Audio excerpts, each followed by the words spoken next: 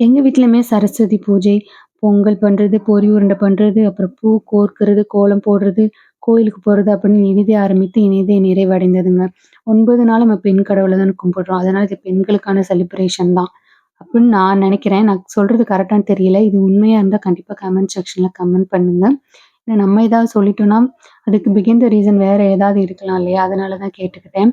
அப்புறம் நவராத்திரில ஒரு நாள தான் நம்ம சரஸ்வதி பூஜையா கொண்டாடுறோம்.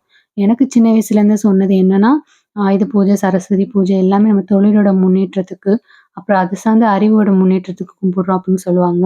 அதுக்காக தான் நம்ம பூஜை அறையில புக்ஸ் வச்சு கும்பிடுறது, நம்மளோட சைக்கிள், வண்டி எல்லாத்தையுமே கழுவி டீப் கிளீன் பண்ணி அப்படியே பூ வச்சு பொட்டு வச்சு கும்பிடுறது அதெல்லாம் பண்ணுவோம்.